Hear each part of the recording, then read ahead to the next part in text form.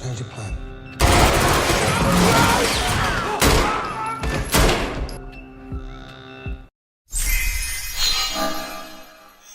Japan Harrigan, London's mafia family, everything was going well, and money was being made in millions. But one day, a gang war begins between the Harrigan family and the Stevensons. This happened because the Stevenson family's son was kidnapped. Everyone believes the Harrigan family is responsible. They think the Harrigans kidnapped Harry D'Souza, who is actually their fixer. The Harrigan family tries to stop the gang war to protect the city's people. So let's see what happens next. The first episode of the MobLand series is now available. As more episodes release, I'll continue bringing the explanation to this channel. If you're watching for the first time, please subscribe. If you enjoy the video, like, share, and comment. At the beginning of the episode, forget about Harry. D'Souza is seen fighting between two gangs. Mamet was trying to broker peace between them. Mamet and Costas were best friends at first. But something happened, and now they are not close anymore. Harry tells both of them, now enemies, that they can help run businesses in East and North London. Due to the gang war, simple handshakes can ruin business. He urges them to end the beef and apologize. They even talk about expanding the empire. Harry asks them to stop the pointless fights. One was ready to shake hands but not to say sorry. The other refused both. Harry realized then, you need force to make things work. Harry reports this to Conrad Harrigan. Even after trying to make peace, they refused. Conrad knew neither Mamet nor Costas would ever change. He also knew they both had their eyes on the Harrigan family throne. If given a chance, Mamet and Costas would destroy the family. Conrad tells Harry, if a dog isn't loyal, it must be killed. Harry, along with his men Uesya and Keiko, kills both Costas and Mamet. Later, the syndicate informs Harry that the Maltese are offering 2 North and East London businesses. Harry has 24 hours to respond. He wants to see what deal they'll offer in return. Costa and Mamet had worked with them for over 30 years. If they had agreed to peace, Conrad wouldn't have killed them. But to build such a massive empire, Conrad had to make tough choices. He spent his life maintaining power and would do anything to keep the Harrigan family in control. Even the slightest threat to his power would make him burn all of London if needed. Now you understand Harry's role. He's the one who solves problems for the Harrigans. The story now features Eddie Harrigan, Conrad's grandson, who goes to a club with Tommy Stevenson. Tommy's father, Rich Stevenson, is the Harrigan family's archenemy. Both families hate each other, and the entire city knows it. But Tommy and Eddie are still friends. They visit Eddie Velgen's club. Velgen's bodyguards keep a close eye on them. There, Eddie's friend Huey argues with a man. The man threatens them with a knife, but Eddie, high on drugs, steps on him. The gang members chase Eddie, but he manages to escape. Tommy is terrified by Eddie's behavior, but Eddie tells him to be brave. Now the scene shifts to the Harrigan mansion. Conrad is shown at home. A businessman named Archie arrives. He helps the Harrigan family with their business. Archie is also Conrad's childhood friend. Conrad's wife, Maeve, sees him and says, "I thought you were dead." Archie replies, "It was my brother who died." Maeve's comment seems cursed. Archie had spoken to the Maltese about a business deal. He tells Conrad they'll offer 20% profit, worth millions, but Conrad demands 25%. He tells Archie he's about to start trading fentanyl. Archie warns that this will anger Richie because Richie already controls that trade. If Richie suffers losses, it could spark a gang war. But Conrad says, "I'll take care of Richie.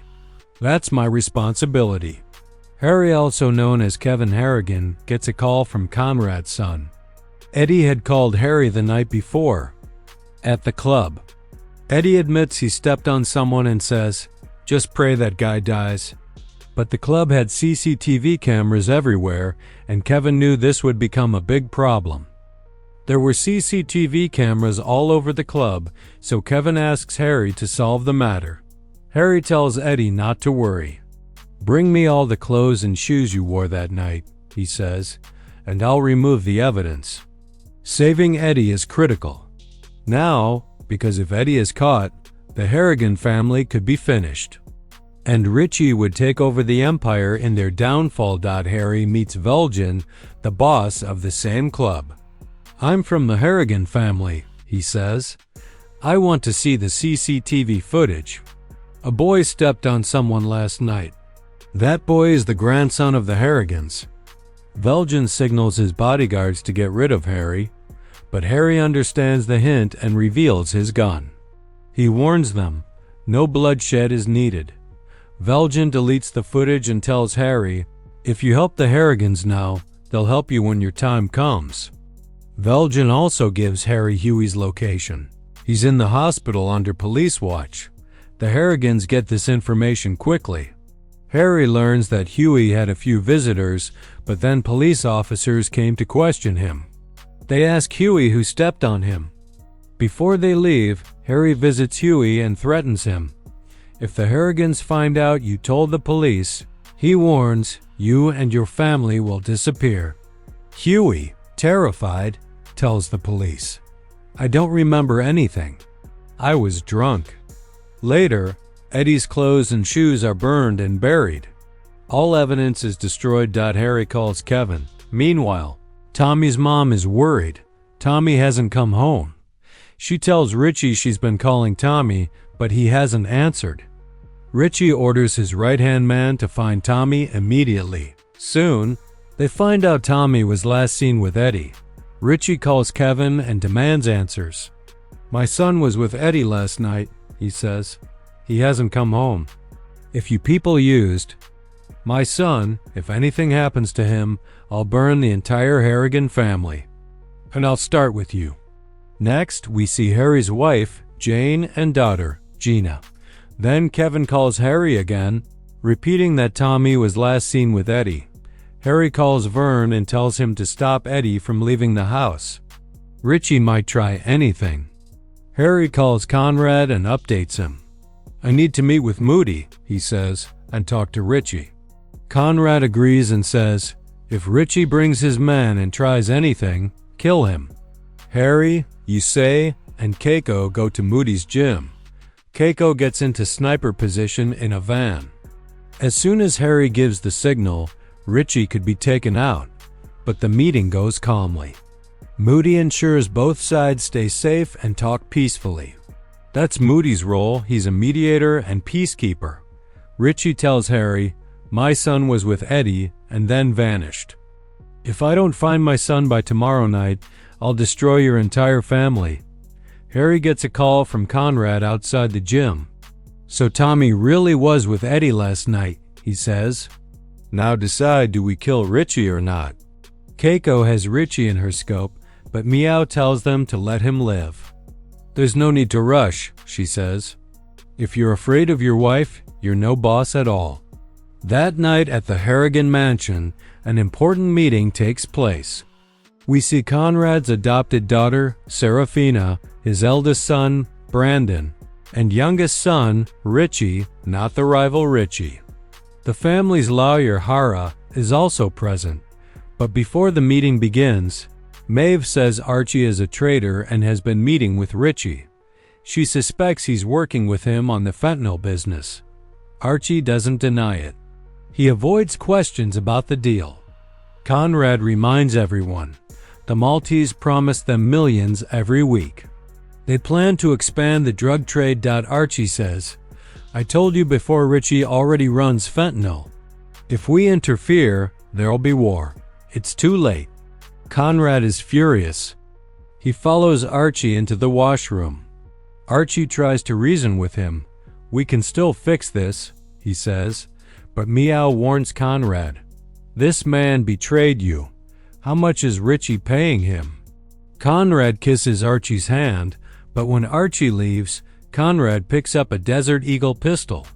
It's clear he's going to kill Archie. Kevin later sees Conrad broken.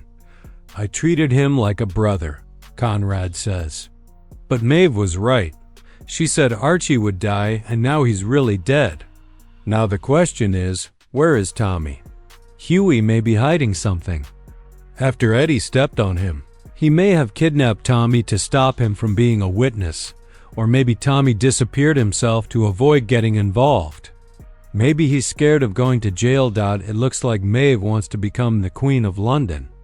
She might even be planning to kill Conrad too. Something in her expressions doesn't feel right. Maybe Tommy was kidnapped by Dead, or maybe Richie killed him with his son. If they work together, we'll find out in the next episode.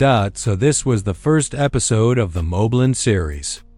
If you enjoyed the video, please like it. Don't forget to share and comment.